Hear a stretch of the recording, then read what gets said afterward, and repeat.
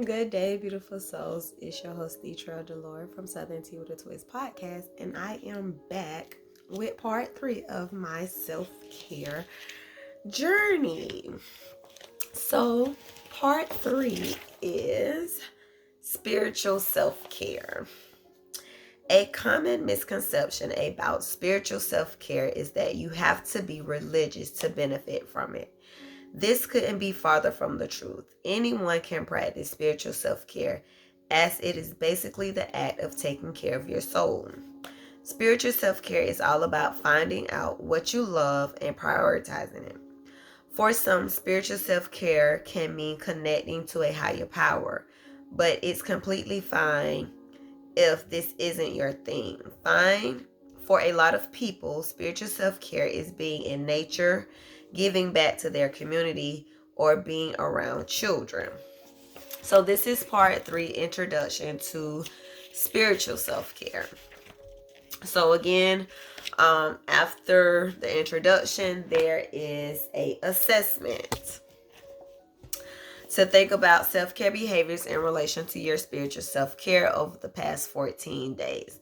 14 days. So this would be going into day 17. 14 days from that was May 12th. So the assessment questions are: I practice prayer or meditation. You will answer with a 1, never, 2, rarely, 3, sometimes, 4, never. I took time for personal reflection, journaling.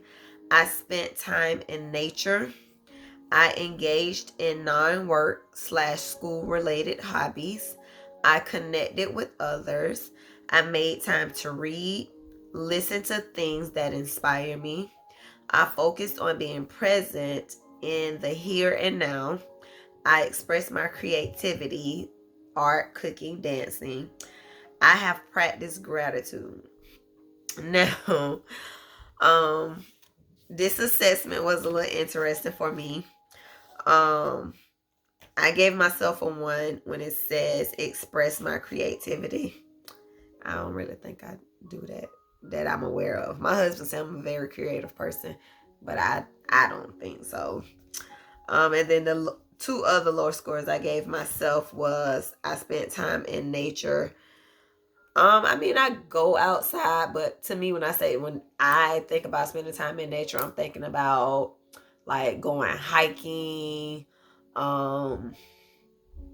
like being in like some form of like outside, other than just being outside, like you're in a naturey environment. I don't know, but I gave myself a 2. I be outside all the time. I love the sun, but I don't know. Maybe I should have just graded myself a little bit higher. What you think? Because I gave myself a 2. What you think I should have? Let me know in the comments.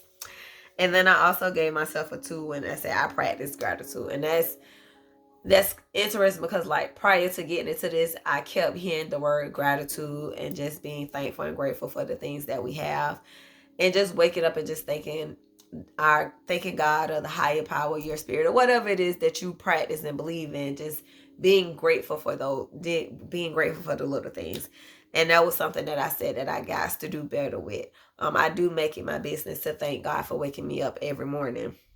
But I think there's so many other things that I can show gratitude and be thankful for. So that was the assessment. That was day 17. Day 18 is a spiritual check-in. You're going to, again, use that space to write down your feelings about what it is that you're feeling. They do give you a prompt. What area of your life are you most unhappy with? What small changes can you make to improve it? So I actually did use that prompt to do my journaling for that day. All right. Day 19 is Be You for You self-portrait. And I thought this was pretty cool, but I did struggle a little bit, but I had to really be honest with myself when answering that. For Black women, showing up as our authentic selves can be challenging when we live in a world that doesn't always accept us. Being true to yourself can do so much for self-esteem and mental health. Use words or drawing to reflect on your feelings about this. So there's a drawing, and you reflect on the inner me and the outer me, and you write down words, or you can do drawing. So I wrote down, you know, my inner me and outer me. It took a little minute because I really had to be honest with myself of how do I feel or see the inner me and the outer me. So yeah. Day 20 was a life balance chart.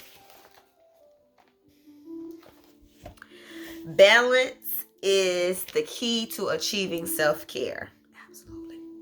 Often when we feel stressed or unfulfilled, it's because our balance is off. Fill in the pie chart below, detailing what activities you do or plan to do for connection, achievement, and enjoyment. Connection was consisted of family, friends, community, achievement, chores, work, study, and then of course enjoyment was hobbies.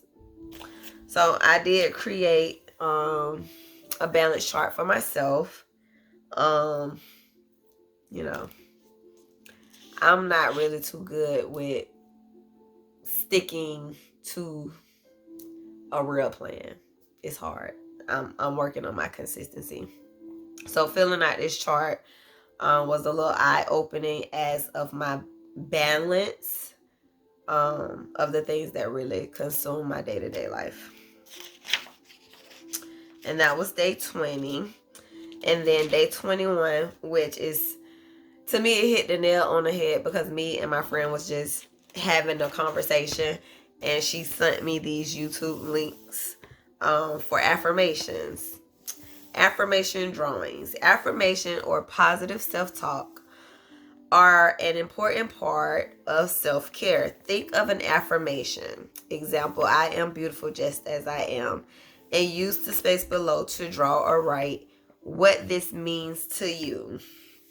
And so I just wrote down some affirmations that I feel like that I should definitely be affirming myself with on a day-to-day basis. And you know, everybody affirmation can look and sound different depending on what it is that you struggle for, or you need a little extra pep talk. And you know, sometimes we have to be our own motivator. We have to be our own support system, and looking in the mirror and telling yourself, I am beautiful, I am worthy, I am destined for greatness. You have to tell yourself these things because we can't rely on other people to fill that void for us. We have to do it ourselves. So that was really important to me. It just gave me confirmation that that's just something I definitely have to be more consistent with for myself. And you know, right now I'm loving it. I'm really loving it. So this was part 3 of the self-care challenge. I am currently on part 4. I will be uploading and sharing that with you as well. So again, I am like, my whole goal and purpose of this is to, one, be aware of my own self-care challenges and my own self-care things that I need to do for me, but also to be a voice for those that are unaware how important self-care is. It was the pandemic and it was going through therapy that really challenged me to, like, I really need to be more involved in my self-care. That was something that was not even a thought at some point. I thought that I was good until the pandemic happened, and then I got in therapy, and then like that just opened up a lot of, now I want to say open up a lot of wounds, but you know, it pulled back a lot of layers. It had to make me reflect on some stuff, go back down memory lane, like, wow, like I am affected from that. And in the midst of all of that, like, I had to create self-care for myself. And if I had to do it for me, and my family and friends, they see me as one of like the strongest people that they know. And I think a lot of us have this mentality that we're so strong and we're this, which is nothing wrong with it. But at the same time, like, we still have to pull ourselves up and get ourselves over those humps. And I had to do that for me, being the strong person that I am. So what other strong woman out there that needs somebody to help pull them up, or even give them the conversation or the idea that, sis, like, you might need to start focusing on you and putting you first and making you a priority, and everything else will mount itself out. So that was for me, and I just want to share that with anyone that is willing to listen and partake in this journey.